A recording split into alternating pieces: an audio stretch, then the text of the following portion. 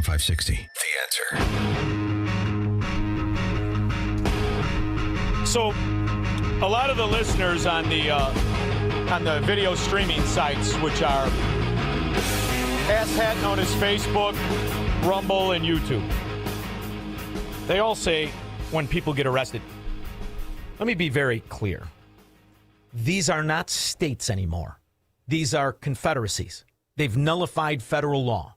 They have insulated and protected the government with the judicial system in those states.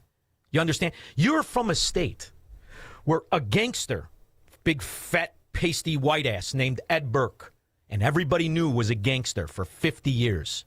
His dingbat wife, on her second job after she passed the bar at 43, was the Supreme Court Justice of Illinois, the chief Supreme Court Justice of Illinois. That's how it works. Do you not get it? Look at Minnesota. Minnesota's the perfect example. The jury, the fellow Minnesotans, are convicting these Somalian rat-thieving pirates. And 3 judges overturned convictions. How are you going to arrest them? Where are you going to arrest them? With a federal system? Maybe.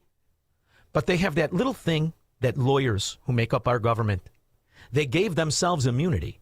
And all they have to do is pretend to be stupid. And nobody does it better than Tim Walz.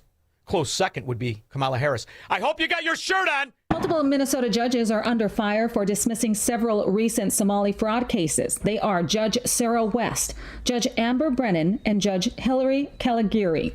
The Hennepin County judges, because of their decisions, have allowed millions in alleged Medicaid theft to go unpunished.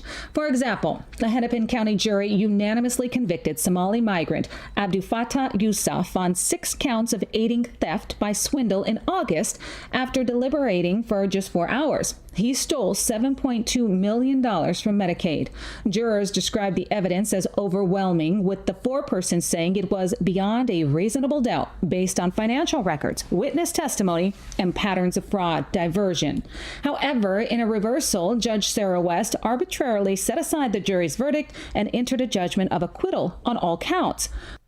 2 other ugly Viagra slayers. 3 in total. 3 Democrat pot-bellied Viagra slayers in costumes pretending to be judges overturned and allowed Somalian pirates to walk free. And it's even worse in Cali. In Cali, this is the problem. Democrat areas need to be thrown into receivership. They can't do anything. Democrats, by definition, are failures and frauds. You're going to let Democrats oversee other Democrats? Well, that's as dumb as having Democrats run the Consumer Financial Protection Bureau set up by a thief named Barney Frank and Chris Dodd, but I guess that's what happened. In Cali, O'Keefe Media Group exposed a rare thing in Squirrel. This is rare in California. He works for the government, and his name is Bismarck Abadou. That's fun to say, Bismarck Abadou. He's a comptroller whose job is to oversee money that goes to programs in California. And you know the really rare part? This is like a spotted owl. He is a Democrat who works for the government in California, and he thought he was on a date with a woman, which means, Squirrel, he's heterosexual. That's as rare as a spotted owl. Do you feel there's fraud going on in the state of California? Everywhere. Where do you think? Cities, counties, special districts, hospitals, insurance companies. Breaking news, the California Controller's top communications official admits that audits are not getting done. How is your boss handling all that, especially with the fraud and the waste, and they're questioning you guys, right? It's funny because they haven't funded us to do those audits. Oh, so you guys aren't even doing any audits? We're not doing it. You could tell by the physique he's also fat, which is rare in California. Big, fat, heterosexual Democrat who works for the government. He's an anomaly. And then it's the same thing you saw in Chicago, right? What do they got? $8.2 billion. They don't know where it is. Inspector General, who was a Democrat. And you see the kind of scandal that California is. It will dwarf Minnesota. After what's been exposed with the daycares in Minnesota, I'm a licensed private investigator in California. I started looking into state records, and I found ghost daycares.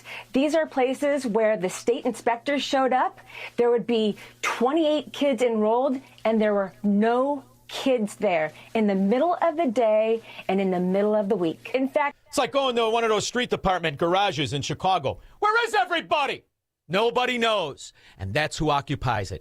Now, they may pretend to be communists, and that gives them the virtue shield. After all, it's an ideology, right? And they have big conferences. Hi, my name is Kasturi Patu from Malaysia. I'm going to Barcelona. This is why.